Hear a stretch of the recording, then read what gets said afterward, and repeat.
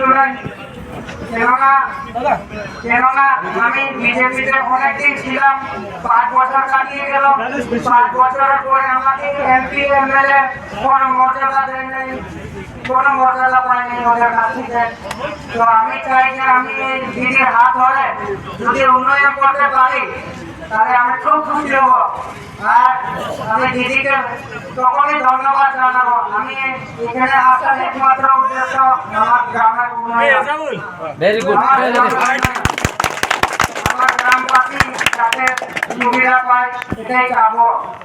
আমি আর বেশি কিছু বলতেছি না, আমি ইমোশনাল হয়ে গেছি, হয়তো আমার চোখেও জল চলে আসছে। আমি কেন বিজেপি থেকে টিএমসিতে আসি, তার জন্য আমি গ্রামবাসীকে হাত জোড় করে আমি রিকোয়েস্ট করতেছি, আমার জন্য দুঃখ করবো না। আমি তোমাদের পাশে ছিলাম, পাশে থাকবো। আমাকে যে কোনো কাজে ডাকবো, আমি চলে আসবো। আমাকে ভাববেন না, ঠিক আছে? আমি বড় ছোটদের সবার কাছে মানে পরামর্শ নিয়ে এই পার্টিতে আসলাম। সবাই আমার কাছে বিরোধী হোক বা আমার দলের হোক, আমি সবার কাছে পরামর্শ নিয়ে আসছি, ঠিক আছে?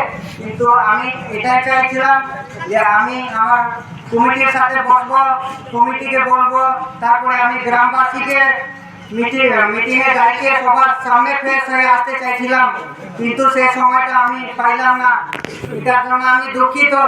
গ্রামবাসী, আপনাদের কাছে আমি ক্ষমা চাচ্ছি, তোমাদেরকে না জানিয়ে আমি টিএমসিতে জয়েন করছি। ধন্যবাদ অনেক অনেক। আমি এইটুকু বলতে চাই। কোনো খারাপ ধন্যবাদ।